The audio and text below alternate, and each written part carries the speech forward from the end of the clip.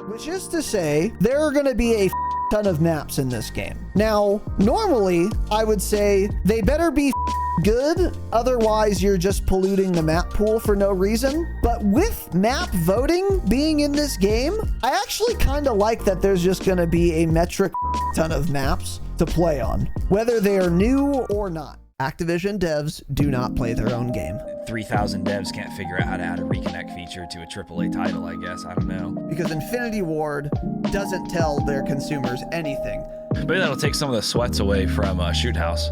You can cope about that for sure. Thanks for tweeting, at least. Thanks for doing more than Infinity Ward has done. They just keep tweeting about the soccer bundles in the store. Things that are bad. We got a couple words. Why don't you kick it off, Tanner? This is going to be a longer section than the first part you guys heard. Change it, obviously, of course. We are live, boys and girls. Welcome to the Dropshot Call of Duty Podcast, episode number 372. My name is Casey, also known as Razinon. Today, I am joined by young Tanner without the absolute fucking blankie this time. I may be grabbing it. I'm cold. You're thinking about it, huh? Yeah.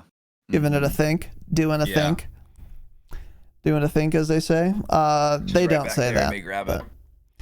Yeah, anyways, welcome to the show. Today, we have an episode. And we've got quite a few things to talk about, I would say. This is kind of the episode I was planning on doing last week. And by that, I mean there's some info on MW3 to talk about this week. So that's good. Quite a bit to get into on that front. And also, as many of you probably know, campaign early access is now live. It's official. It's official. The 7-day early access for the campaign, I guess, is instead 8-day early access, or did I fuck up my countdown timer? You must have fucked up your countdown timer, yeah. I did, yeah. So let's change that real quick. 10/11/2023? Wait. The game comes out... Oh... They have it in the British format. Or no, they have it in the English format. Yeah, but we have that set up correctly.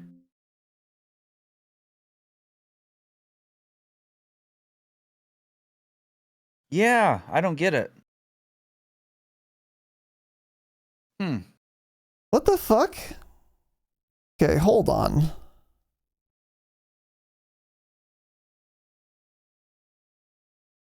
(11/2/2023). Okay. The game comes out on the 10th, right?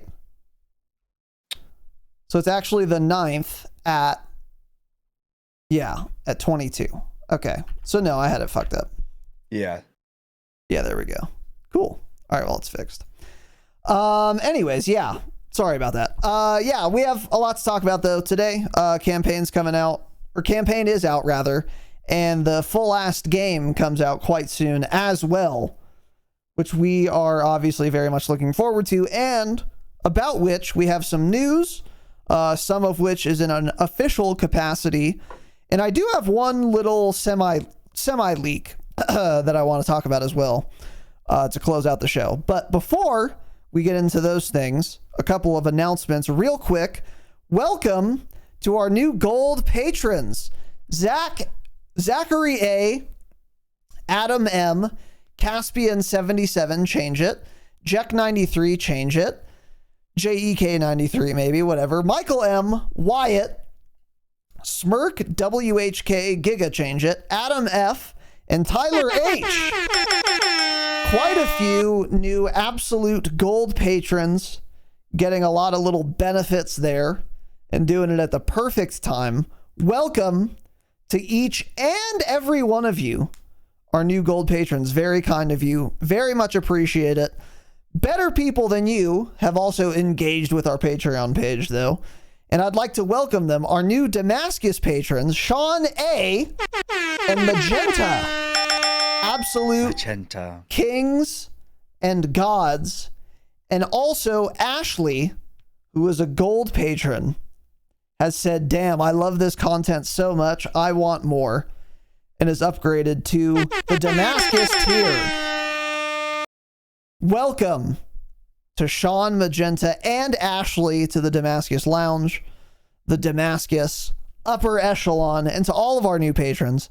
Thank you guys very much. Patreon.com/the Dropshot.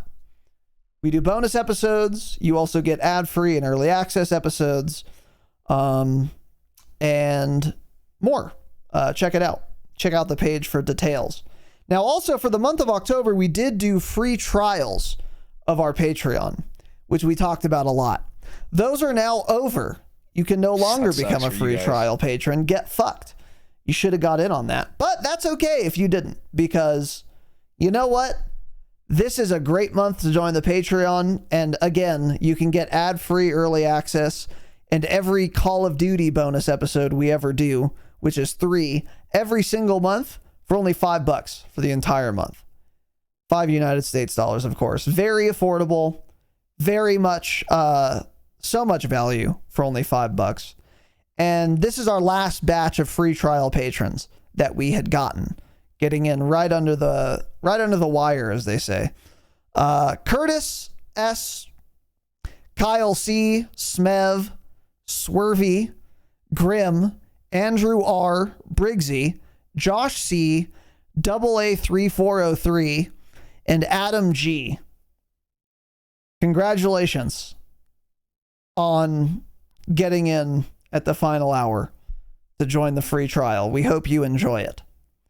And I don't thank you, but I'm acknowledging that you exist and to become a free trial patron. Yeah.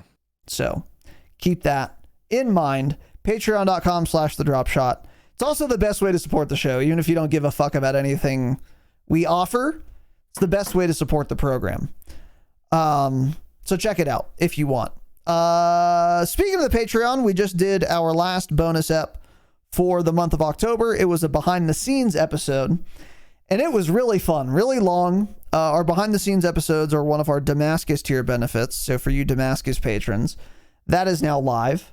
It was like 2 hours long, and we talked about everything going on behind the scenes. October was an extremely productive month for us.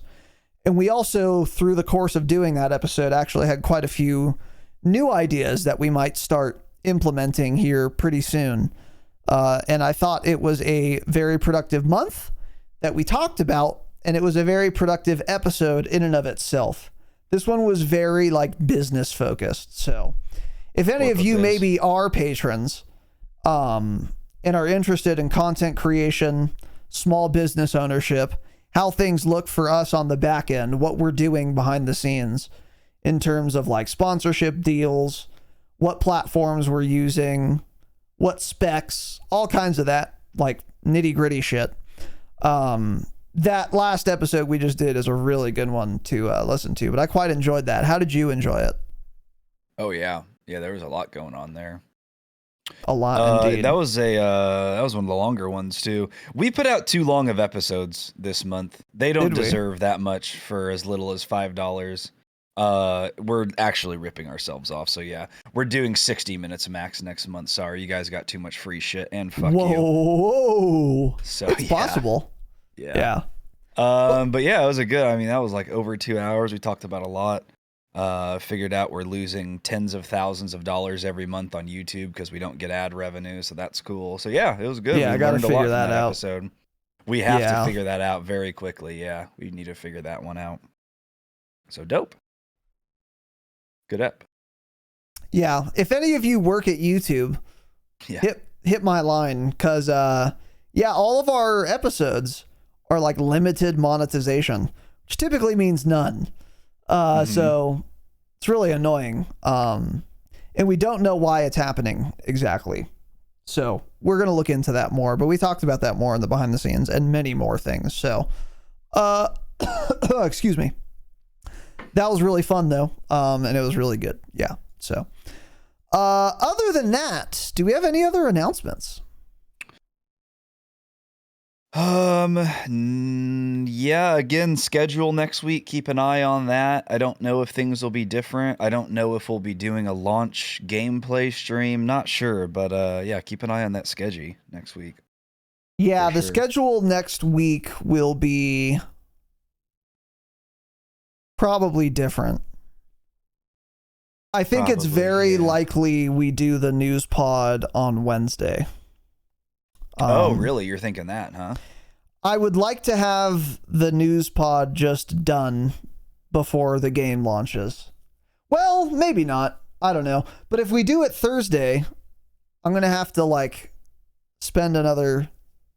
That's going to be like 5 or 6 hours that I can't... Well, no, I can set it all up because it launches Thursday night, right? We'll figure it out. Yeah, keep your eyes on the schedule for next week, but we'll keep you guys posted on that. So if you're listening for the jingle, here it is.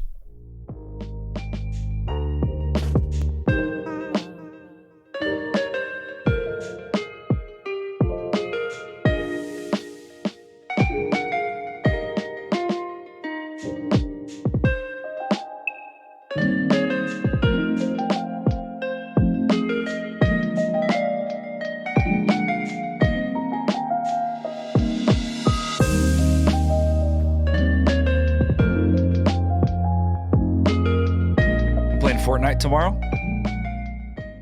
The big update? OG Fortnite? I'll edit that out. I don't know what he's talking about, actually. Welcome to the show. Episode OG Fortnite map. It's huge. 300 and super don't care. 72 of the Dropshot, a Call of Duty podcast. And we have some things to get into. Some interesting, fun, and exciting things to get into. Before we do that, we have to do our due diligence, and we are going to talk about Warzone 2 briefly. So there were a couple little tweaks or bug fixes or whatever. I would imagine almost none of you care, so we'll kind of breeze through this real quick. But we did have a patch yesterday for MW2/Warzone with a bunch of bug fixes, it says. Several fixes for known crashes, fetching online profile to hang. Yeah. Is the high velocity thing in here? Yes, it is. I just search high. It's there. Here's one that I found very funny, and I wouldn't have found this without someone from Discord pointing this out. So shout out to you, whoever you were. Fixed an issue where high velocity rounds were not able to hit enemies under the surface of water.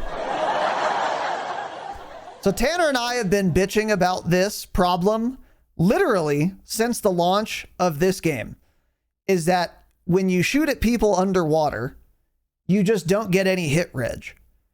And also, everyone runs high velocity rounds in Warzone. So you're always running high velocity rounds when you're trying to shoot people. We just assumed the water did not work well for whatever reason, and that was the culprit. And that's probably partially true, by the way, but also it was, I guess, compounded by the fact that we had high velocity rounds. And that is a big part of the reason why we couldn't shoot people underwater. Keep in mind, this is a huge bug, like massive, and massively game changing and impactful on the video game, that you can't shoot people in the water in Warzone. Or multiplayer, I guess, but people, I don't know how many people run high velocity in multi. But this is insane. And they didn't know this was a bug for the entire life cycle of this game. I mean, they finally fixed a core bug that I didn't even know about until almost exactly a year after the game launched. Yeah. Yeah. Just literally a perfect encapsulation of how Infinity Ward has performed as the custodians of this miserable dogshit and trash game. This just is perfect. It perfectly sums up Infinity Ward as a dev studio. Hey, what is Infinity Ward like?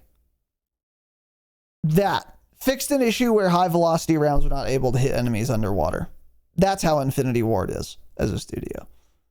Unbelievable and hilarious. Yeah. So. Yeah, it's what's funny looking back is the World Series of Warzone match where the people won in the water literally possibly would have lost that match. They were getting if that shot wasn't an issue, because they kept getting shot and they would just dip underwater. Yep. Yeah. They were being shot at by people on the pier who were out of water, and they were underwater, and they were not getting hit. And and by the way, the people in the World Series of Warzone were in fact all using high velocity rounds. Mm-hmm. So did a game-breaking bug change the course of who would win the biggest Warzone tournament ever created? Probably. Yeah, I think so. Probably. Yeah. More likely than not. Yeah. That's interesting. Shout out to Infinity Ward. A whole year of that means. Yeah, I mean, I don't know. The hit reg always seems bad, but I guess, it's so it did probably feel better with an SMG, but I just always assumed it's because you're like close and on top of them, so you're going to get better hit reg. But I don't know, because it still feels like when someone's underwater a few feet, you don't hit anyone with SMGs either. So I don't know. There's probably also more underlying issues there. Maybe they also haven't figured out that adding an extended mag on an SMG in Warzone makes your bullets not penetrate the water as well. I don't know. But yeah, this is a wild one. Yeah, for sure. It does make you wonder if there are other things, because like someone in Discord also speculated that it might be the case that any ammo mod makes it so you don't get hit reg on people underwater. And that would explain why SMG hit reg doesn't feel that good either, because most people are not running high velocity on their SMGs, but most people are running frangible or hollow point. So maybe it's like any ammo mod. Maybe that's a bug or not. We don't know. I literally don't know. And this is always the game with Infinity Ward, bug or feature. We don't know if the hit reg on people underwater, well, like, we don't know how good that's supposed to be. We don't know how well it's supposed to work. We don't know how far bullets are supposed to penetrate. And we especially don't know now because we just thought it was terrible and bullets disappeared, but in fact it was bugged.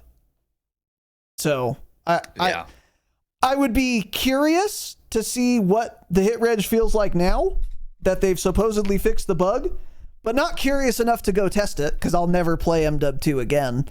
However, it is a little concerning because what other bugs are there that we don't know? Because this is like a massive game altering bug that we didn't even know existed for a whole year.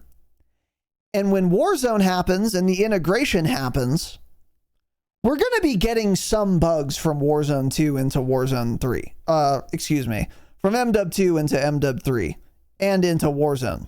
Oh, yeah, we saw that at COD Next. We saw that at COD Next with the revive pistol bug. So what other bugs exist that are potentially game breaking that we have no idea even exist, much like high velocity rounds not actually penning water? It's what they call an unknown unknown. We can't know. And because this isn't a competent dev studio, they certainly don't know either. Because if they had known this existed sooner, even at Infinity Ward pace, this would have been fixed in faster than 12 fucking months. So It's crazy. It's crazy. Interesting too, with this patch they put out, it was all bug fixes and there were a lot of them. It's like, oh, hey, they finally are done working on the haunting event that they spend the last year working on a 4-week event, that now they're actually going and fixing bugs. They're back to finally doing their job, yeah. We haven't gotten too many of these patches this year, seriously, where it's just bug fixes. Just a random week of bug fixes, and that's what happened here, so. Yeah. There is a long list here, much longer than normal. Yeah, so not that we're going over them, of course, because most of them probably still aren't relevant. I'll pull this up again for you guys. Here's Warzone bug fixes. Okay, stopped here. Where's my... Okay. Fixed an issue where having multiple active duty operators selected in DMZ could cause a screen flicker in the operator select screen. Cool. Yeah. So most of them still don't matter, of course. But yeah, there we go. That's it.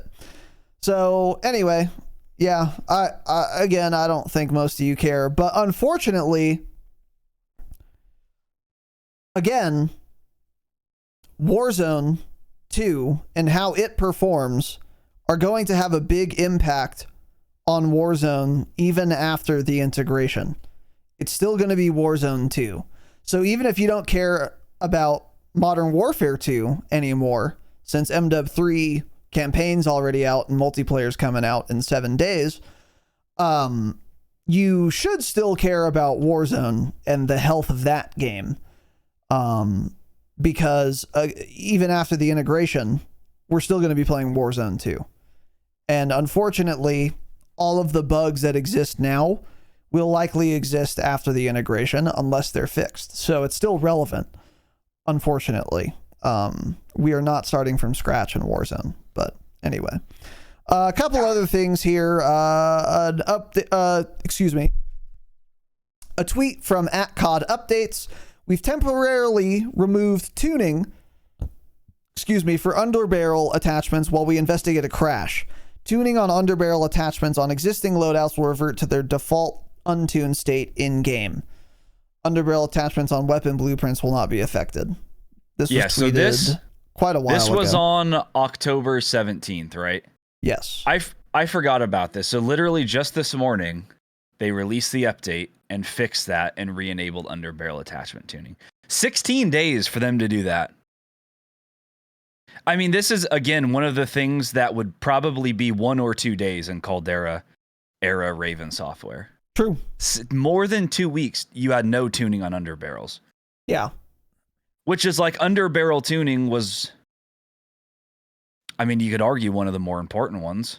For sure, one of the more important ones. Yeah, that's where you. I mean, get tuning out of the game, right? Just get rid of it altogether. But if you're gonna have it in the game, it takes you 16 days to fix that. A crash relating to that. Yep. How do they not know how to do anything? I don't. They embezzle. They're not a development studio, and hopefully Microsoft does a deep, thorough audit of every single dev team under them since they've acquired Activision, and realizes the rot, the cancer that is infesting arguably their biggest IPO, Call of Duty, which is Infinity Ward, and excises it like the tumor that it is. I hope. I would love to see Infinity Ward dissolved, or at least never working on a game I play ever again. I find that unlikely, of course. I mean, at the very least, yeah, Joe Secott and Pat Kelly need to not be there, but you know what Microsoft's going to do? They're going to come in and they're going to say, holy shit, Infinity Ward, you made us so much money in 2022. We're promoting both of you to CEO of Microsoft. You are both now the CEOs because of how much money you make, right? Yeah, they're going to that's what they'll realistically do.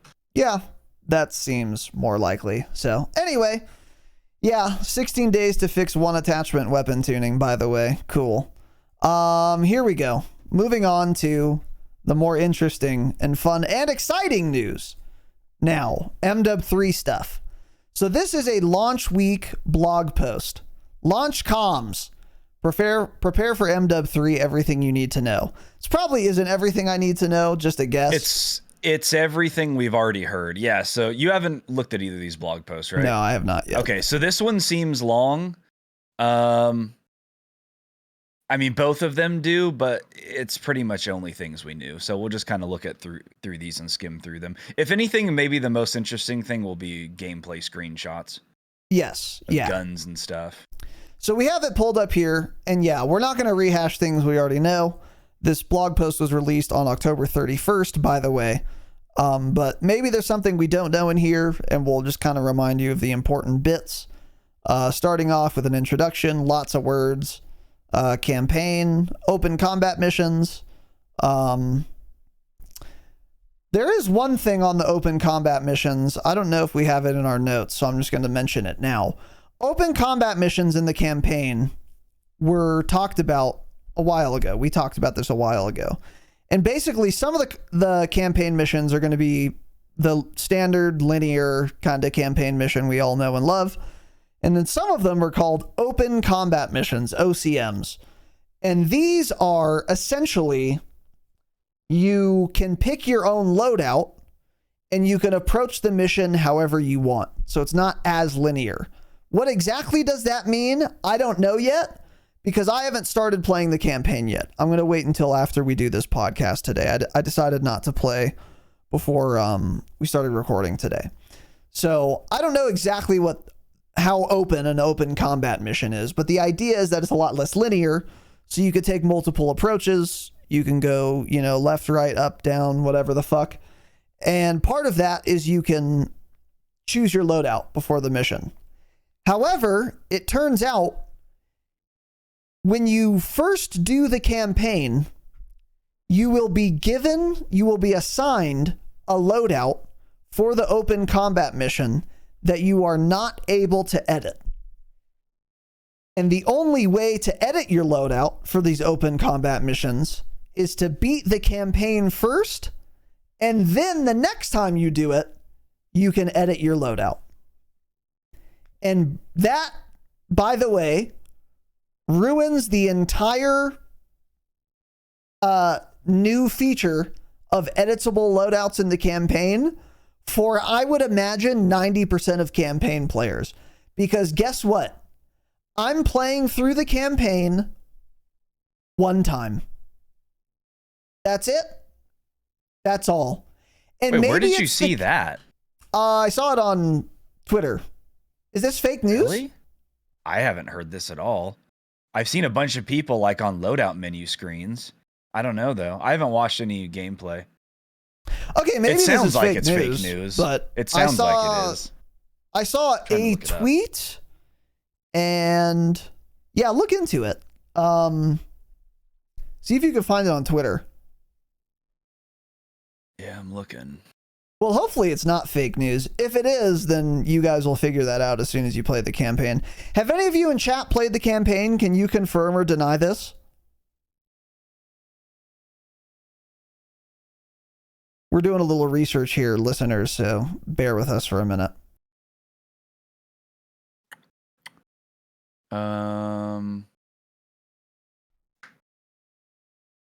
I'll help you this here. tweet I see says loadout customization is only available in the open combat mission, which is kind of disappointing. So that person's like saying you can't edit your loadouts in core missions, which, I mean, yeah, duh. Right. Yeah, exactly. Yeah, I don't know. This seems like fake news.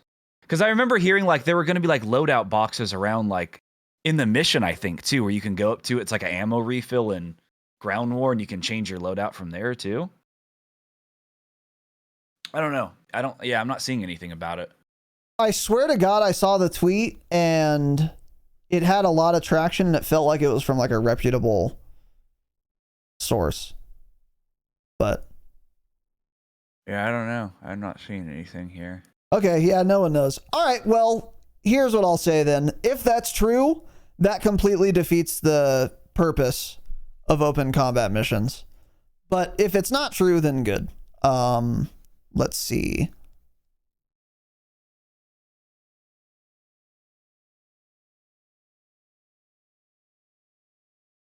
Yeah, I don't know. Yeah, okay, never mind then. I don't know. If it's true, then it defeats the purpose, because again, I'm only playing the campaign one time. But if that was fake news, which I guess it might have been, then this is still a cool idea. And we'll talk more about the campaign. Either way, we'll have the answer on Saturday, because we will have played quite a bit, if not finished the campaign by Saturday. So Charlie until yesterday tweeted out something about open combat missions that I think COD had sent out in an email, maybe.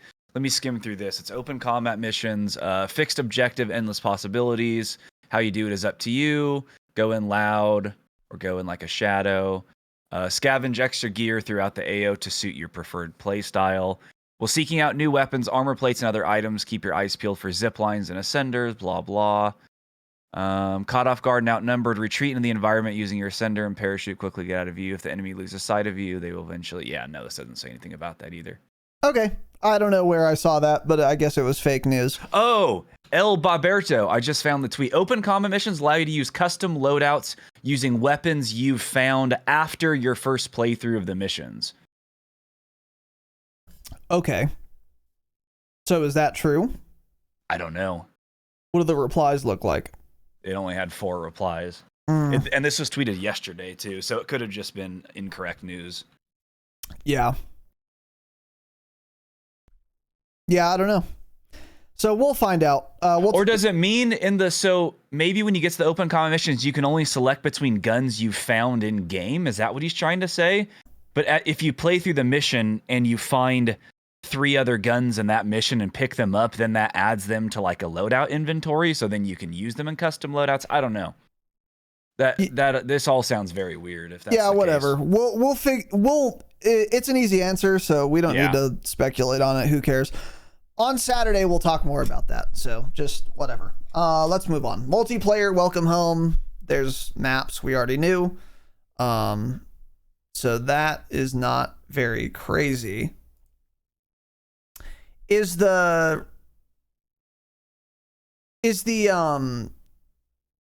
somewhere in this blog post, are they going to say they're bringing Shoot House to MW3? It's at the very bottom, yeah. Okay, yeah, cool. So pretty much this whole blog post is essentially linking other blog posts. It's like, oh, here's our multiplayer blog post. Here's this blog post. So anyway, next section here, aftermarket parts and multiplayer. It's another gunsmith attachment thing. I don't believe there were any in the beta. If there were, they might have been in like the Vault Edition bundles or something, but I didn't use any, and I did get max level, so I'm not sure about that. But ultimately, it's just like another attachment. Not too much to talk about there. Zombies, Operation Deadbolt. Yeah, the open world experience. We talked about that. And then we're getting map voting, classic mini map, more health, and other shit. So all shit we've kind of already talked about. So continuing on here, let's see. They link to their Trello board, which offends me. Yeah, so they got me excited because I saw this in the blog post. And they're like, oh, Sledgehammer has created the MW3 Trello board. And they were like, based off fine-tuning gameplay based on community feedback, blah, blah. So I clicked on the Trello board. It was nothing new. It was all like bugs from the beta. I'm like, oh, cool. So they're already just not putting stuff on there and saying they are in the blog post, right? Stop making the Trello boards. Yeah. You don't use them. They don't matter. No one looks at them. You don't use them yourself.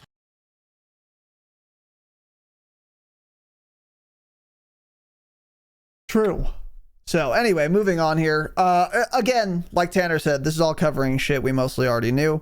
But here is some new info. MW3 preload time. So on November 8th, at various times, on all platforms, PlayStation, Xbox, BNet, and Steam, you will be able to preload, pre-download the full game. Campaign, multiplayer, and zombies. So I strongly encourage you guys to do that, because the file size is going to be pretty large, especially if you're getting everything. And if you have slow internet, it might take you a while. Especially if you're in Australia. I have this Australian friend, and she would have to actually download fucking Warzone updates overnight in Australia. That's how slow the downloads were, and how fucking large the files are for Warzone or COD. So I would encourage you guys, no matter who you are, really, to take advantage of this. But yeah, that's going to be on November 8th. At various times. We live in the United States, so we don't have that issue. When was the last time you had to wait overnight to download something in the United States? Because that's where we live. Like 15 years ago in the United States? I'm not sure I remember ever doing it. Oh, no, I did do it sometime. Well, like dial-up. I would do it like before. Yeah. I would do it before school. So I think the last time I ever did it was like freshman year. Turn it on before school. In the morning. Smart. Yeah. Wake up in the morning, start the update, go to school, and then it'd be done when I get home. Kid. But yeah, we live in the United States, so we have internet. That's correct. Yeah. So here are the preload times on November 8th. PlayStation, 10 a.m. Pacific. Xbox owners, 10 a.m. Pacific. Cool. PC owners, 10 a.m. Pacific. Why do they say at various times if literally everyone is 10 a.m. Pacific? Okay. I hate Infinity Ward and Activision, so cool. Can't blame them for this, man. And here are the launch times. Oh, fucking Christ. Yeah, depending on where you live, the game launches at a different time, but it's the same time everywhere. So, you know, in New York, it launches at midnight, but in LA, it launches at 9 p.m. But those are the same time in like absolute values. So, you know, yeah. It comes out November 10th at 12:01 a.m. on November 10th Eastern time. So change your time zone, correct for your time zone, and that's when the game launches. For us on the West Coast, that is 9 p.m. on the November 9th, actually. So there you go. 10 for you, man. You're going to have to stay up a little bit later. How do you feel about that? Yeah, not great. Kind of pisses you off, huh? A little bit, but that's okay. Yeah. We'll figure it out. Yeah, so yeah, PC players, it comes out at the same time everywhere, which is 9 p.m. Pacific, but console, it's like staggered. So you can set your console to New Zealand somehow and play the game a whole day early, basically. Cool. Which is very weird. Call of Duty. A thing Call of Duty does and nobody else does again. Yeah. Yeah. So you guys are better off looking into this yourselves if you super care about when it launches, which you probably do. But yeah, that info is available on the blog post. So anyway, November 10th to early December is the MW3 preseason. So this, I don't know how much we've talked about. We are getting a preseason prior to the launch of Season 1. And when Season 1 launches, that is when the Warzone integration happens as well, when we get the MW3 movement and shit. Warzone. And we still don't know the full details on that integration, by the way. But we will have a preseason from November 10th to early December. And by the way, during that time, you can continue grinding the current battle pass. So if you haven't gotten the Gru skin or whatever, you'll still have time to do that, and you'll have time to do it within MW3, it looks like, which I think is really nice, by the way, because otherwise I was not going to finish this battle pass. Now I will, because from November 10th to early December, I will for sure get 100 tiers. So that's pretty cool. But they don't give us a date. They just say early December. Yeah, that pisses me off. Give me a date. I would imagine it'll be like December 10th, around there, but we'll see. Yeah, so I'm looking. Yeah, it's gonna be the sooner the better. In typical COD fashion, it's gonna be like December 14th, which is that would be bad. They could say is technically early December. Yeah, it's one day before mid. Because they always do the updates like Tuesday through Thursday, so it's either the 5th through the 7th, which sounds too soon, or the 12th through the 14th. So my guess is it's going to be the second full week of December, so like the 12th through the 14th. Yeah, and that's going to be bad. I want more time to grind camos and stuff. I don't want Warzone to come too early. That'll actually bug me. Make me wait. Well, that's one concern. The bigger concern for me, though, is that the closer they do Season 1 to Christmas, the less time they will have to fix all the bugs Season 1 will introduce and the Warzone integration will introduce before they take 2 weeks off for Christmas. So yeah, you're right. This was really bad when Caldera integrated. They like integrated Caldera on like December 24th. At like 9 p.m. And then they just took 8 weeks off and didn't fucking do anything. And the game was just massively broken. Yeah. Oh, that was so funny, dude. God, that was so funny. So what early December ideally, early December is like December 1st. So then when Season 1 comes out and the Warzone integration happens, it will be a buggy fucking disaster, to be clear. It will be buggy as fuck. And there's no getting around that. That's just going to be the case. And I don't even blame Activision for that, because it's a big project. The integration in particular is a big fucking project. So I expect it to be buggy. That's fine. Launch Warzone in January. Yeah, that's what I want. But if they do it early enough, then from December 1st, whatever, to December 20th, or before they go on Christmas break, they'll have enough time to fix all the bugs that Season 1 introduces before they take 2 weeks off. That's what we would want to see. Better yet, wait until you guys get back from Christmas break. Yeah. But they're not going to do that. So hope for earlier December. But anyway, yeah, just keep that in mind. We'll keep you guys posted with dates on that as we get them. Once the full game's live, Vault Edition owners gain access to the numbers. Okay, I don't care. Vault Edition cringe. Yeah. During the preseason, you have a wide range of content to unlock. Obviously, rank up your player, get to level 55 to unlock all the base perks and zombie loadout items. This is a very cool screenshot here of some guy. You level up your weapons, unlock attachments, and you can continue working on your MW2 weapons as well. So that's another thing to consider. Here's a little look at the challenges screen. Complete challenges. This is new info. Focus on completing the 6 different types of challenges.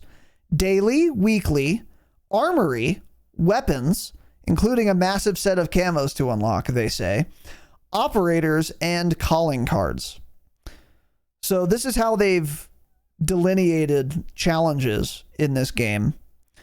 And I actually think this is a decent way to do it. Although I hope there are extra subcategories here. Because like calling card challenges, I need more separation. Hopefully I click on that and then it says like multiplayer, zombies, campaign. Well, he's in multiplayer up at the top if you see the tab. So there will be a separate tab and everything. Got it. Oh, so maybe they do it that way, maybe? Yeah, I don't know. It's weird. That would work too, actually. Weekly challenges this time too. That's how you unlock a lot of these aftermarket parts. Is like when you max level a gun, you'll start getting weekly challenges that are like, use this attachment, probably get X amount of kills or do this to unlock this aftermarket part. That's how they're doing it this year too, which is interesting. Well, what if I can't do it in time? They probably give you another one the next week. I don't know. I mean, they said that's how it's going to work. They said it. It was in this blog post too. We just skimmed over it. Oh. It said right in the aftermarket parts thing you were talking about. Let me go back to it. They offer powerful enhancements beyond regular attachments unlocked by completing weekly in-game challenges when a weapon reaches its maximum level. And we knew that from an older blog post. That's what they talked about. Okay. You know what maybe it could be is when you complete a weekly challenge or all of them, whatever, it gives you a token, kind of like the prestige tokens you used to get. And then you go into your loadout and you select whatever aftermarket part you want.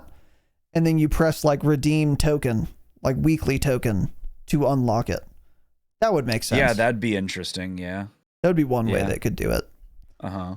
So, F's in the chat for prestige tokens and prestiging, by the way. But anyways, so the challenges look cool. That's a cool looking screen, but let's move on. Get good is one of the things you can do. Wow. Okay, got it. That's rich coming from any developer. Get good at zombies is another tip you can do before Season 1 launches. Got it. And then, yeah, like I said, complete the MW2 Season 6 Battle Pass in MW3, which, again, very cool that they're allowing us to do that. So, and then Season 1 launches early December. Expect a robust first season of content for MW3 when it launches, led by the arrival and integration of Warzone and the new Urzikstan big map. Ready yourself for 3 brand new 6v6 multiplayer maps, additional maps and modes, and an impressive selection of free and premium content, including free functional weapons, will be revealed in the coming weeks. So yeah, we'll get some new guns right away. Pog. And that is pretty pog. Yeah. So, campaign, early access, and rewards. So as we talked about, the campaign is now playable in early access if you pre-order the game. You can do that now. One thing I don't think we've talked about yet is the campaign rewards. So let's see if we get any details on that. Yeah, so they give us lore words, which I'm not reading. Here's a picture of the campaign completion rewards. You get 4 operators. You get a classified weapon blueprint. And that's a goofy looking weapon, by the way, based on the silhouette. I don't know what the fuck that is. That's a FAMAS? Yeah, it's some version of a FAMAS. It's so indented above the mag. God, it looks terrible with that indentation right there. Yeah, it's an ugly gun. Yeah. Whatever. It's made whatever by it is. the French. I mean, of course, it's hideous. Stop making guns. Only Americans should make them. Yes. Well, so if you complete the campaign, you get 4 operators, you get 4 calling cards, and then you get a ostensibly a FAMAS weapon blueprint. Plus more, it says. So you also get 30 minutes of double player XP token and a 30-minute double weapon XP token, which is kind of nice. And then you get another 30 minutes of both of those, so an hour total so far, 2 hours total, 3 hours total so far. So in addition to all that shit, you also get, you know, an emblem as well for completing the campaign. And then you get 1, 2, 3 hours actually of double player and double weapon XP. That's actually pretty big, by the way. The only time player XP is ever relevant is before level 55. So if you complete the campaign before launch, since you can't play multiplayer anyway, you can go into multiplayer and already have 3 hours of double player XP, which is really good. And if you were smart, like we advised you to be, you've been saving your double XP tokens from MW2 because those are going to carry forward. So me, for example, I'm going to for sure hit level 55, and every second I will have played up to that point will be using double XP tokens, double player XP tokens. Yeah. Because as soon as you hit level 55, you don't need to spend them ever again because it doesn't matter. But up to level 55, it does matter because you can unlock perks and shit that way. Yeah, you get unlocks. Yeah. So you guys should have, but even if you were a fucking idiot and you've wasted all your double player XP tokens, you'll at least have 3 hours worth if you have you get a few access. more. There you go. So it's pretty good. So there you go. Then there's another thing here. Launch comms continues. Be sure to check back here, and they will confirm more shit. Here's what to expect prior to November 10th. So let's see. Blog 2, mapping out multiplayer. Details on the launch modes, which I think we're going to get into today. The launch maps, carry forward maps, which is interesting, etc. So another blog we can expect that we have not gotten yet. Excuse me. Blog 3, a deep dive into multiplayer and zombies loadouts. Gear up for the evolution of perks with detailed confirmation on all the launch equipment, including vests, gloves, boots, and gear. Tacticals, lethals, field upgrades, and kill streaks are also confirmed coming soon. Okay, so we're going to get a blog post with all the perks, all the custom class shit before launch. That's cool. You got to think that comes tomorrow because we got 1, 2, 3, 4 more blog posts and the game comes out next Thursday. So there's a good chance we get one of these tomorrow.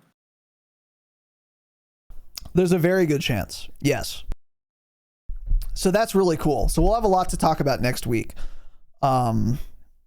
before the game launches. So that's really awesome, actually. Blog 4, another one we will be getting.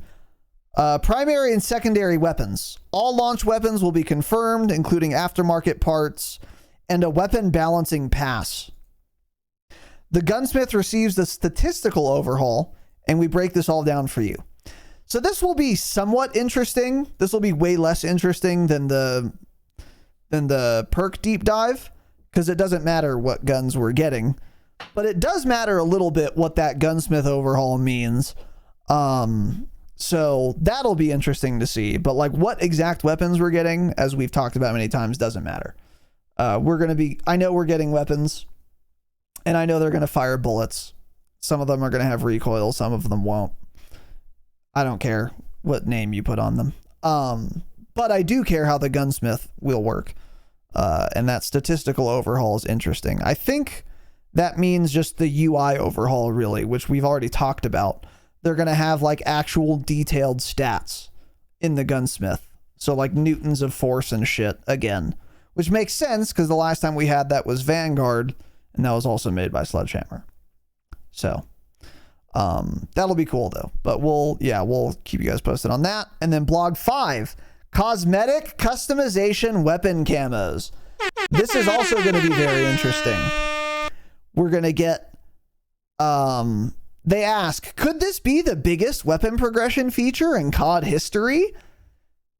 You would know, so why are you asking me, man? We detail the immense multiplayer and zombies camo challenge and weapon mastery system for your MW2 and MW3 arsenal. That'll be a very interesting blog post to read as well. So very much looking forward to that. And then blog 6 will be on zombies. Launch content overview.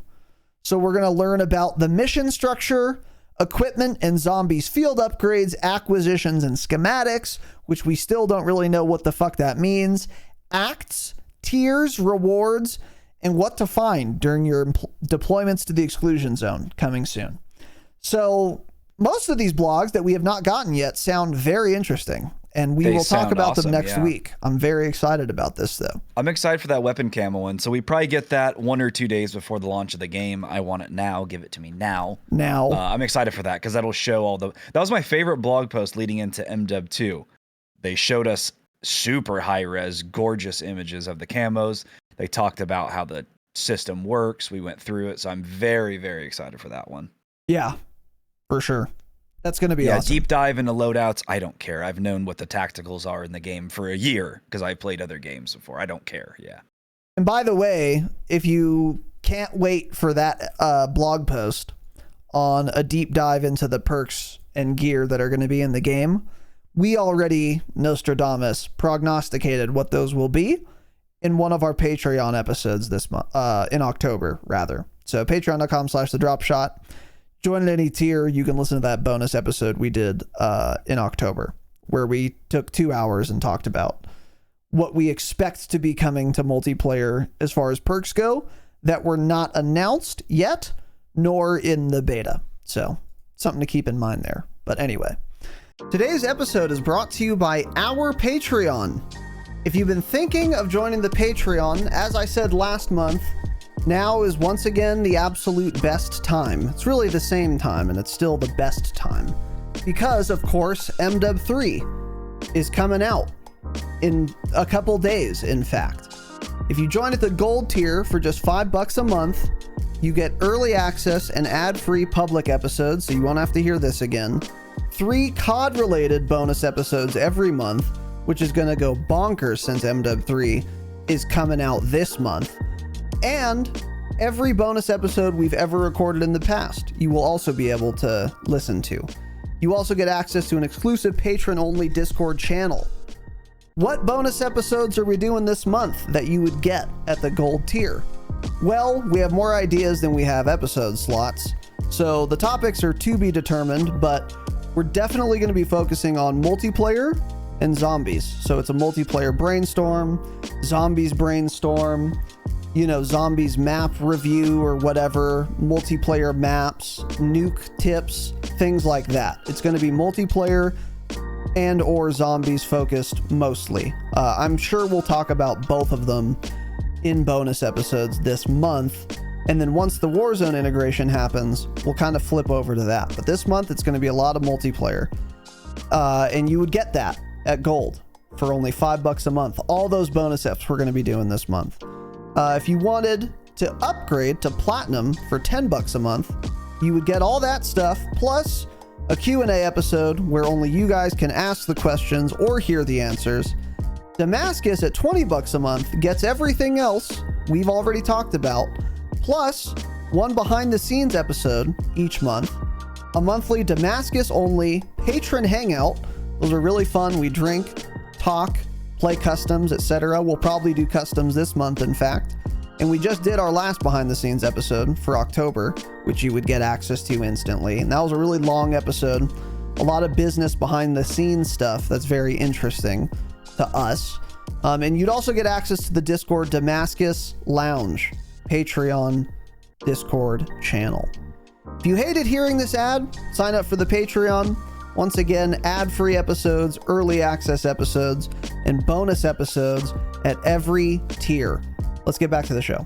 That's it for that launch week blog post. And now we're going to get into what they just talked about there, which is blog 2, mapping out multiplayer.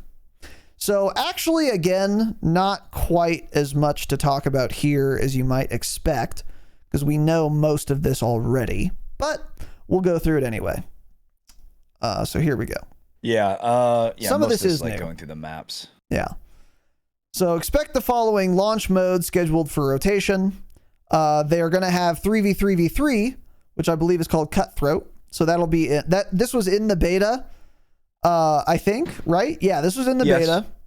I never played it, but some Discord member said it was fun. So that'll be Heard in good at things launch. about it. Jake really liked it, I know. Yeah. So that'll be in at launch, which is cool. Sixes modes will be in at launch, obviously. We're going to get TDM. What? That operator in the sixes, I love that operator. These are the type of, that's what I like. He's got the big old thick beard. He's a milsim operator. That is fucking dope looking. He's got the sleeves rolled up.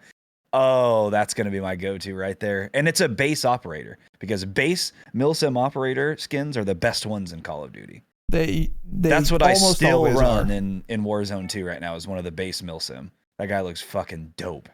Yeah, he does.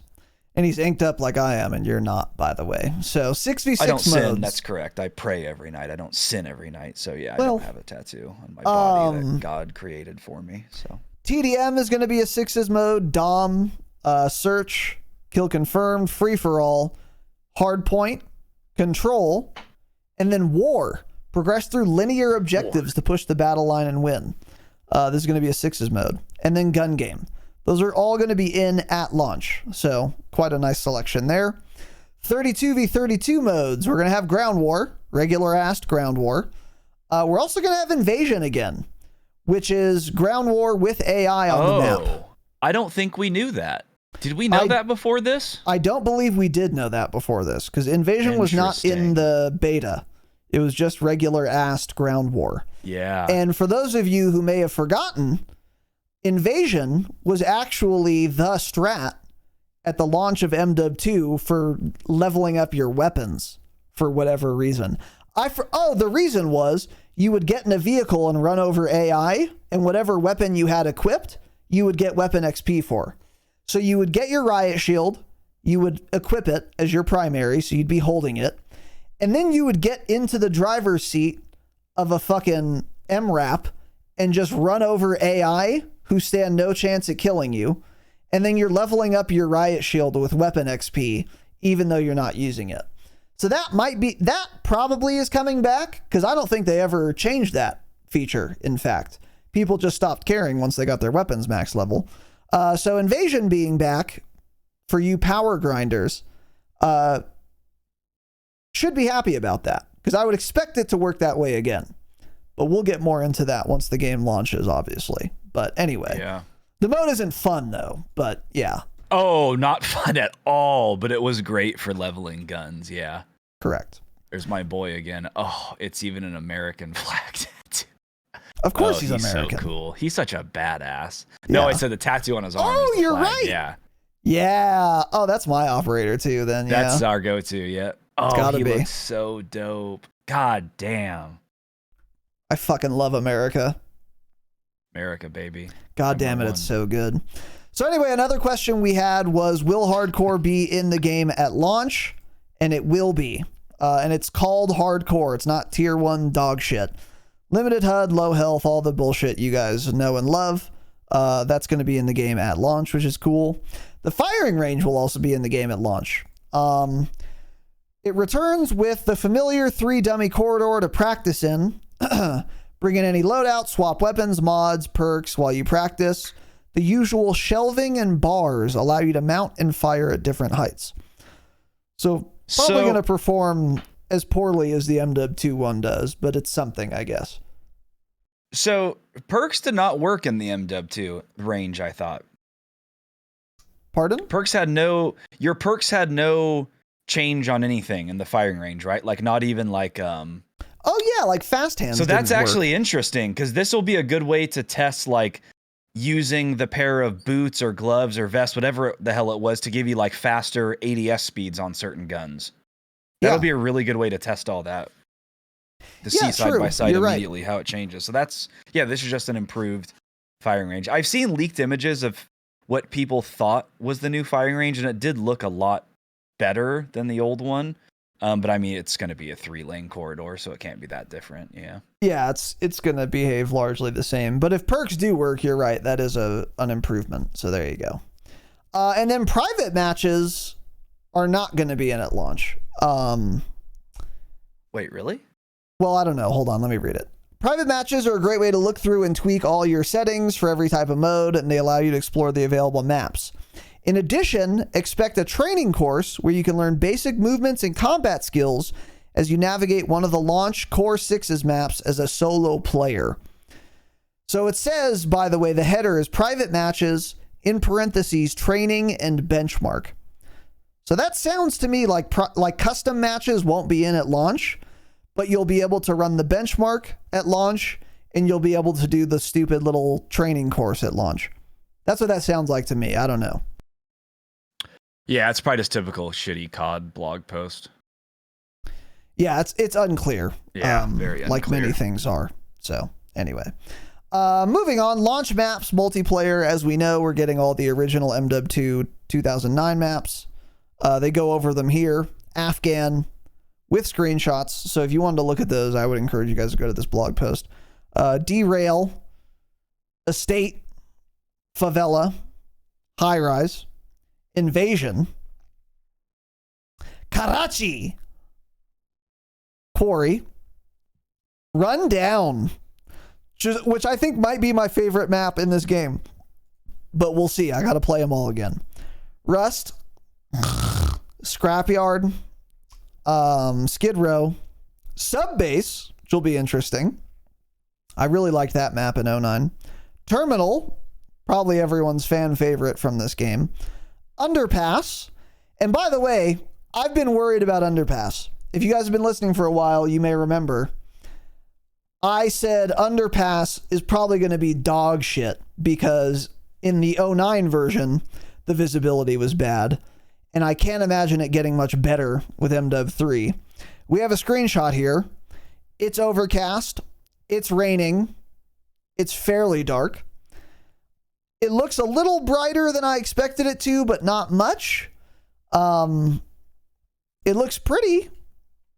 I mean, like, it looks graphically high fidelity, I should say. There's a little rainbow. But I'm a little worried about Underpass. But anyway, not a huge deal. Wasteland, which will be interesting. And then now we're getting into some new maps. Levin Resort, Ground War. So this was not playable in the beta. I think this is the first we are hearing of it. Tourists and business travelers alike used to flock to the Levin Resort, enjoying the poolside seating, water, and abundant shopping and services within. It's now vacant, the nearby statues of General Barkov defaced, following his downfall. Barkov.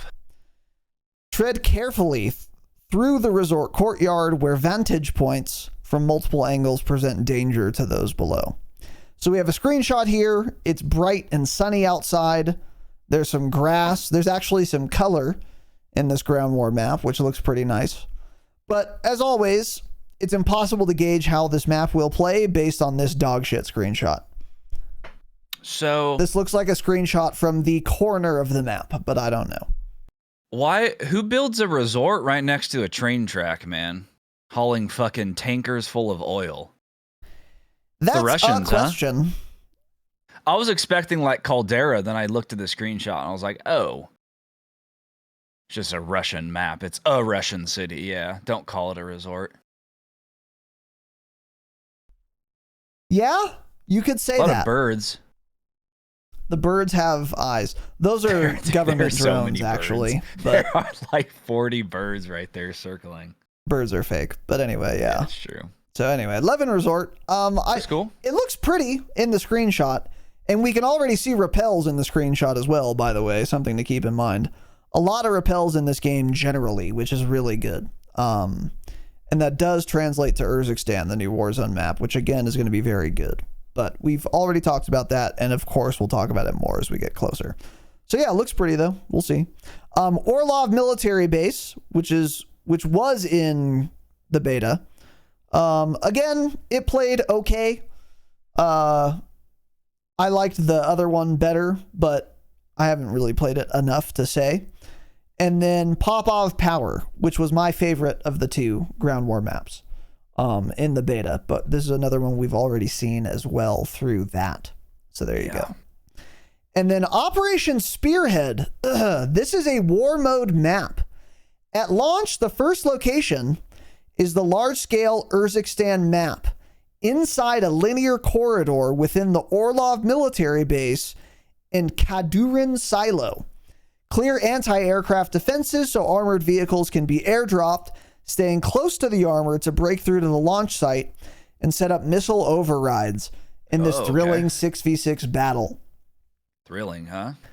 So I guess war mode matches, which are 6v6, don't take place on Six's maps. They only take place in their own special maps called operations.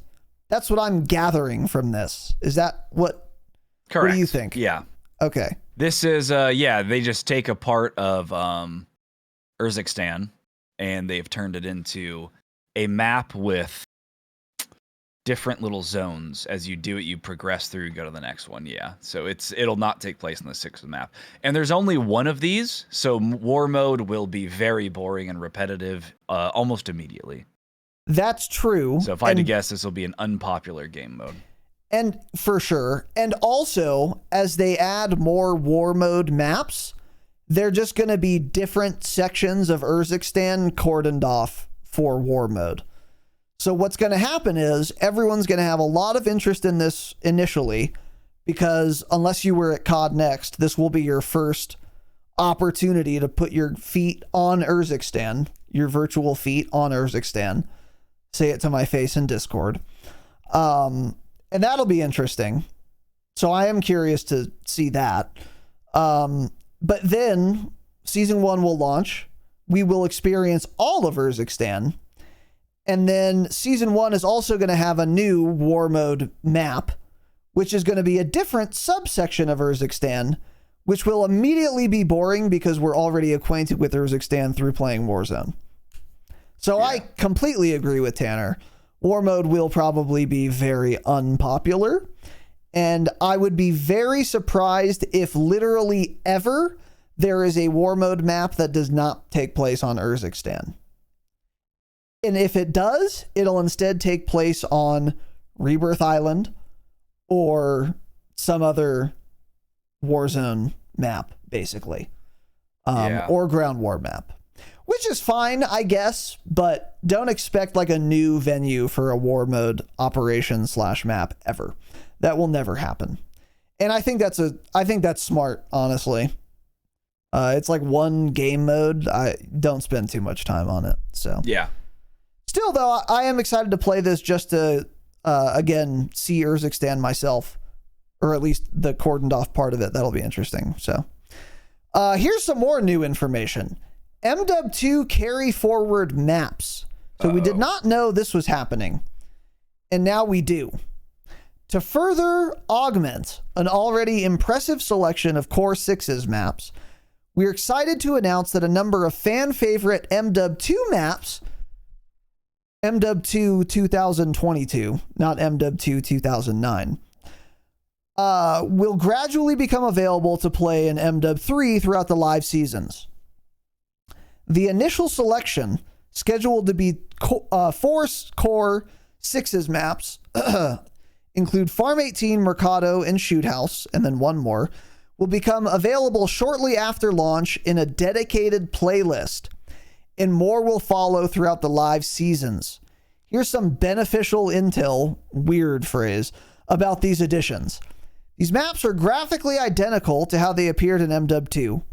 And due to the innovations to movement and gameplay mechanics present in MW3, you may find that they play in an altogether different manner. I disagree with this. they're going to play largely the same, because there's not going to be, because unlike High Rise, where there are sections you could climb to, or you can climb to, that you used to not be able to, that is not going to be true for any MW2 maps. Every place I could climb to on Farm 18, I can also climb to in MW3. So this is, don't look too deeply into that statement they made. These maps are completely additive, meaning they're scheduled to appear in addition to a full complement of new and some remastered seasonal maps and other content. So basically TLDR, kind of just like with weapons, when it's all said and done, there are going to be remastered maps from 2019 MW2, remastered maps from MW2 2022, remastered maps from other random COD games, such as COD 4, Black Ops 2, BO4, who knows, and original maps that are going to be newly added as well. Which is to say, there are going to be a fuck ton of maps in this game. Now, normally, I would say they better be fucking good, otherwise you're just polluting the map pool for no reason. But with map voting being in this game, I actually kind of like that there's just going to be a metric fuck ton of maps to play on, whether they are new or not. What are your thoughts on this, though? Yeah, the map voting is a great point. I wasn't super excited, but also a lot of these maps that we used to like we may play them again and realized these aren't that fun of maps. Like True. even the MW2, the MW3 beta maps we were playing, I didn't like most of them. True. Like High Rise wasn't fun. Favela wasn't very fun. And the one I expected to hate, I liked best, Skid Row. Skid Row, yeah. Rust is just typical dog shit trash Rust. So I actually am excited now to be getting these maps. Yeah, because I'm worried MW3 is in a launch. I'm going to realize like, oh, I like 2 of these maps out of the 16 now. So, yeah. And you know, we know what we're getting. Mercado's fine. Shoot House will always be a good map. I'm done with Shoot House, but shit. Yeah. It's a great map for camos. It's the much better version of Shipment. It's a playable camo grinding map. Shipment is just a disaster and miserable, and of course Shipment is included in this list, and Shipment will be coming in Season 1, which is super unfortunate. It's not officially included, but we will for sure be getting Shipment, yeah. Yeah, I mean, they say 4 maps, and they list 3 of them. Guess what the 4th one will be? It's Shipment, unfortunately, so that really, really pisses me off. Fuck Shipment, never add it to COD again, of course. But yeah, I like this because we're still getting, dude, we're going to end with so many maps in this game. I know. Like seriously, by the end of MW3's life cycle, we'll have like 40 to 50 core 6s maps. That is wild. Yeah, it's pretty crazy. That's again, like we talked about when it was first announced. That's the benefit of your launch maps being all remasters. That saves you so much time.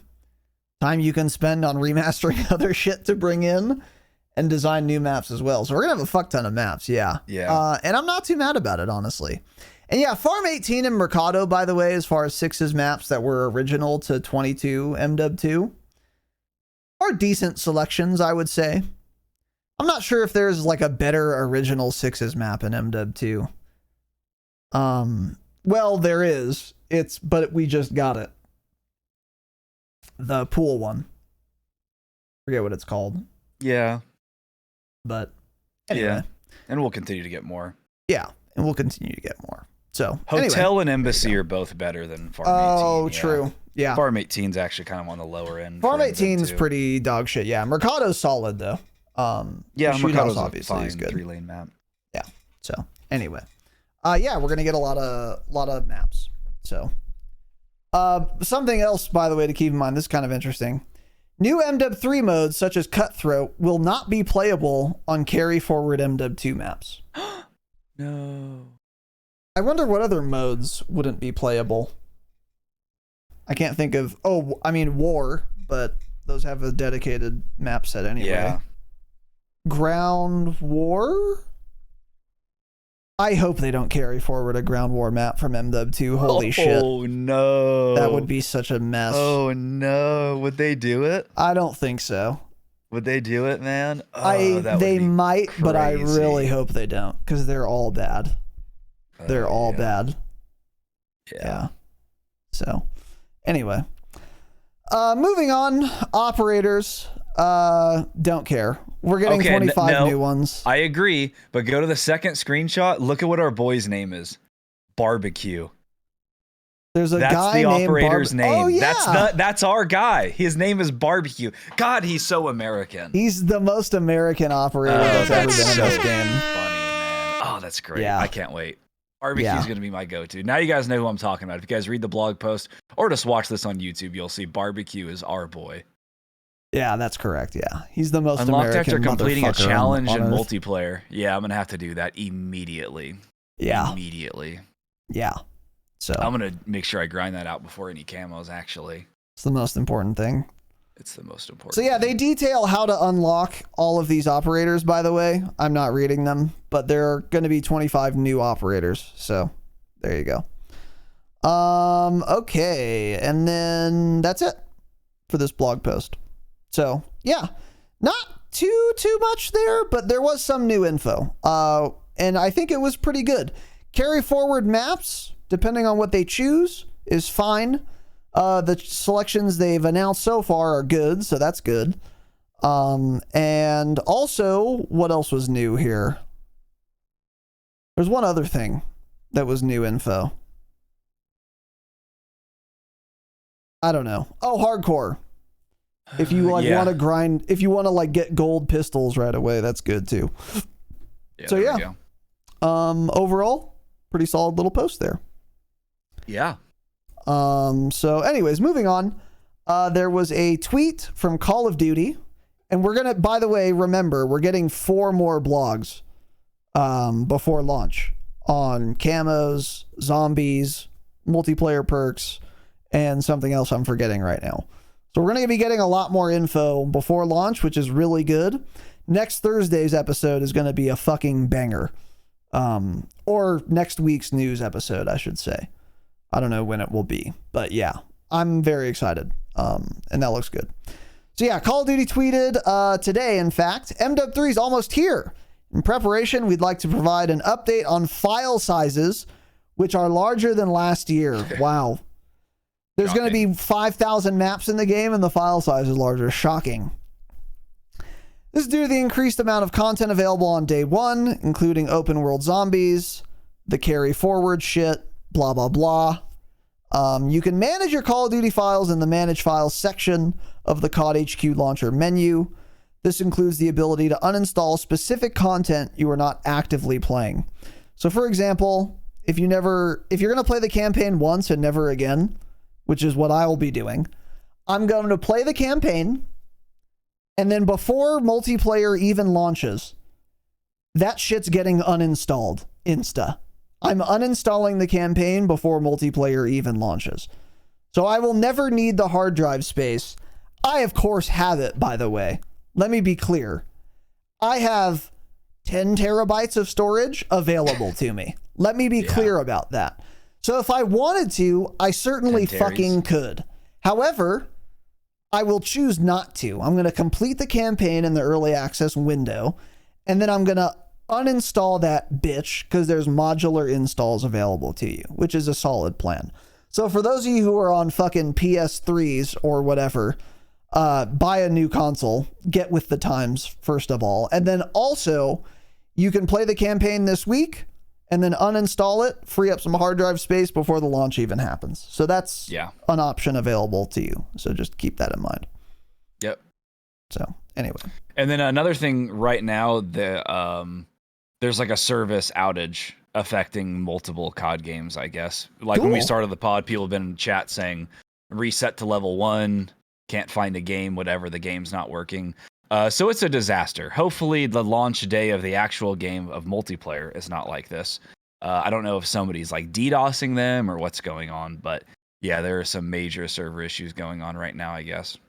So yeah, I won't even be attempting to play the campaign today. Yeah, I'll just play it tomorrow. Yeah, and unfortunately, because we live in 2023, and I guess people think this is necessary, you have to be online to play a single player campaign. So that's cool. You do, yeah.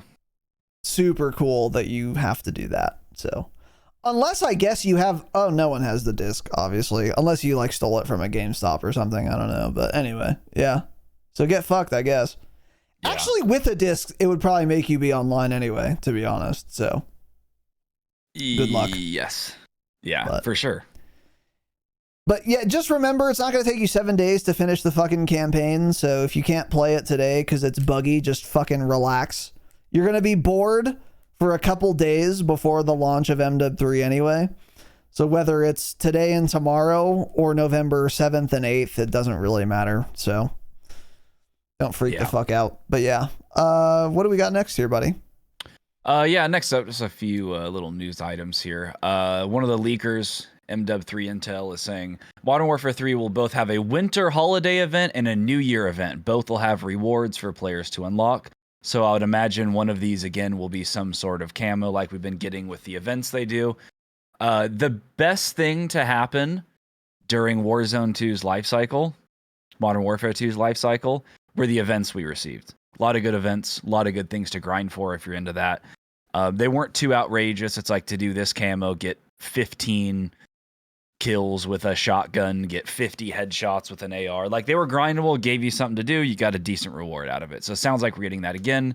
Probably some Christmas themed maps, you know, some snow maybe, Santa. Some Christmas themed operator skins. Yeah. Hopefully not Krampus. By the way, looking at his weapon blueprint, it is red and white. That implies to me from last year. And that's what I said. Yeah. That's Klaus from last year, 2019. I don't know. He's like in every game they put an outfit for him. So yeah. One thing this makes me wonder though, you know how MW2 lately has had seasonal weapon camos? Yeah. Which we've been big fans of. I wonder if they're going to do that for season 1 of MW3, because that's almost going to piss me off. Almost, huh? Well, because it's like, I want to be grinding for the mastery camo, but there's also a limited time window to earn a seasonal camo. Do I want to stop the mastery camo grind to do the seasonal one? Yeah. That'll be annoying. Yeah. Interesting. Or just finish the challenges will be the same as the mastery ones. Well, I won't be doing that. Okay. So we'll see. But either way, we'll figure it out. And then last little thing I wanted to cover here was on the topic of zombies. So Call of Duty's Instagram account tweeted a little video showcasing the 3 different tiers of difficulty in Modern Warfare Zombies. And it shows like level 1, it's just like a 30-second clip of some guy running around. And it says like level 1, low threat. And he's running around and there's like a zombie like beating off on a street corner. Not threatening. And then level 2, it's like a pretty sizable horde. But none of them are like super crazy except for, I think, a mimic might be in medium threat. Okay. And then level 3, it's like a hellscape. So like everything's on fire. There's like fire in the sky. There are mimics. There's like zombies shooting at you now. And it looks pretty wild, whatever. And if you wanted to take a peek at that, I would encourage you guys to do it. I guess this is on Call of Duty's Instagram account. But not too crazy there and about what I expected to see from each threat level. However, that leads me into a tweet we got from Boberto, El Boberto. He has been right about many leaks, and he might have been wrong about the open combat mission leak we talked about earlier. We don't know yet, but we'll talk about that on Saturday. But he's been right about a lot regardless.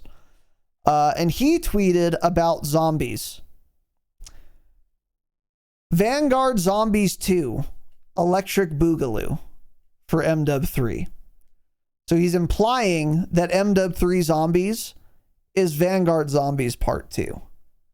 Now, is that a good thing or a bad thing?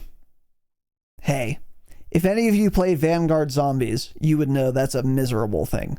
That is quite literally the worst edition of Call of Duty Zombies ever for this Zombies mode to be compared to. So not good. Not good. And then yesterday, he quote tweeted that tweet of himself and said this: performance issues, major crashes and bugs, reportedly unfinished, and then in quotation marks, the worst of all, boring. Oh no. So there was some discourse underneath this tweet, and some guy said something, and then Bob replied to that guy and said, if the employee who leaked this information to Bob Erto, ostensibly, called it boring, what do you think the players are going to think? Yeah. It's not looking good for Modern Warfare Zombies. It is not looking good at all, unfortunately. Yeah, the more info we've started to receive, the less interested we become. Yeah, it's not looking great. Even in like the third zone in that little video, to me it looked like it was primarily bosses. I only watched the video through one time quickly. I don't remember there being like a large zombie horde. Was there also a large zombie horde following them? In Tier 3, it did not look like they were following them anymore. It looked like they were standing still, that's what I don't at like. them, blasting. I don't want to just fight bosses. The most fun thing about round-based zombies is the normal zombies that overwhelm you. They need to stop with all of the bosses. It's not fun just running around in the hardest zone and there being 10 bullet sponge bosses. That's not fun to fight. I want a horde coming after me to make it feel more like zombies. And I want them to have a good amount of health, but I don't want to have to fire 30 rounds with my ray gun to kill one of them, you know? I just don't like the bosses in zombies. Like, you have to have them, you have to have a small amount of them, but it looks like the hardest zone in Modern Warfare Zombies is just all bosses, and that's not fun to fight against. It didn't look like all bosses to me. Looked like there were a lot of them, for sure. Like, the ones I saw, there was, I don't know what they're called, but I saw Mimic and a few other ones, it seemed like, and yeah, it didn't look great. So that's, yeah, I'm worried for zombies. I think it's going to be a massive bust. Yeah, whatever. Yeah. So let me be clear, like performance issues, crashes and bugs, and reportedly unfinished. Reportedly unfinished is pretty bad. Performance issues and bugs is far less bad because you'll expect they'll iron that out pretty soon after launch. Those things aren't super concerning to me, but one of the devs themselves calling it boring, that's really bad. That's the worst, in fact. This is a video game, don't forget. So above all else, the most important feature of any game or game mode is that it is not boring. So that's really bad. Really fucking bad. And by the way, based on everything we know, based on everything we've seen, based on everything that is likely to be the case that we have predicted or attempted to predict, none of it contradicts the mode being boring, to be clear. Sounds kind of boring. Based on what we know, it sounds kind of boring. Yeah. So for people to be saying it is in fact boring is not surprising to me. It's not. Now, it could be the case that it's boring for the dev who said that because the dev can't grind toward the tier 100 missions or whatever, and that sense of progression will infuse it with more excitement and fun. That's a possible saving grace. Am I optimistic, though? Of course not. No. When we learned about the open world zombies thing, I still remained fairly hopeful that it could be done well and it could be done in a way that keeps it fun. But ever since then, everything we've learned and seen has eroded at my confidence and optimism on this topic. And I'm fairly confident now Zombies in general is just going to be a flop this year. And again, even if we get round-based zombies, which seems very likely, by the way, because I think a dev alluded to that, in fact, that at some point we'll be getting round-based zombies, or we'll probably be getting it. If we didn't get it on day one, that means it was not the primary focus of the zombies team, which means it's not going to be as deep and interesting as Cold War Zombies was. And it's probably not going to have the out-of-match currency system that made Cold War Zombies super replayable, which was the Aetherium Crystal rewards for finishing at whatever round you finished at, and then spending that currency out of match to upgrade how your weapons work or your tiers work or something like that. If they add round-based zombies mode in after launch, after the fact, as an afterthought, which is what they would be doing if they added it at all, it's unlikely we're going to get that, and it's unlikely we're going to get as nearly as deep of a round-based zombies experience as we got in Cold War, because it was not developed from the ground up to be a round-based experience. We're not going to get as many maps. They're not going to be as well designed. They're not going to have as many Easter eggs. They're not going to be as visually striking. They're not going to be as large and expandable. There's not going to be as many unique bosses. The wonder weapons, if unique, which they probably would be, aren't going to be as interesting. The lore isn't going to be as deep. It's just not going to be there. Yeah. So if the open world zombies is a flop, then every facet of zombies is going to be a flop. That's my point. If you're a zombies lover and you're really excited at the hope that eventually we're getting round-based zombies this year and it will be fun, I have bad news for you. We're probably getting round-based zombies at some point before COD 24 launches, but it won't be very fun. Yeah. It just won't be. Oops. I mean, we pretty much expected to wait until Treyarch's next game for fun zombies, but I was getting hyped there for a while, a few months back, and it's it's mostly gone. It's all gone, actually, yeah. So I'd been looking for a tweet, and I also watched the clip of the high threat zone. Yeah, there are some big hordes still in high threat, but there are a lot of bosses. So maybe it's fine. It looks a little different when I slow it down and pause at places. He's still getting chased by all the zombies. There are just a lot of other things thrown in. So I was looking for this tweet. So Mr. Dalek, who's the zombies YouTuber, he tweeted out the clip. He's like, COD posted this. And the biggest reply on it says, "Is this a mobile game?" And that guy, when you go to his Twitter profile, was the project director for Call of Duty iDub Zombies. Infinite Warfare Zombies. Oh. And he says this is looking like a mobile game. Interesting. So yeah, that's coming from someone who directed Zombies for a title. That's his thoughts on this. So yeah, it looks not looking great. Yeah. Yeah. It's just you can't make it feel like zombies on an open map. I don't know. Yeah. I don't know. It's not going to have that factor to it that round base has. Just running away and having to train them and not make a mistake. It's like you just run away or get in a vehicle and just drive away. I don't know. It sounds too easy. Yeah, I think you're right. I mean, the one of the biggest aspects of round-based zombies that's so fun is the inevitability of eventually just being confined to a limited area, overwhelmed by zombies, and they keep coming and you can't kill them fast enough, and then you fucking die. That's the thrill of zombies. And in an open world fucking map with vehicles, by the way, including helicopters, I'm certainly not getting overwhelmed by zombies. I just don't see it happening. I don't know. So then that thrill, that risk, that excitement is gone. What do you have? You know, you're missing a lot.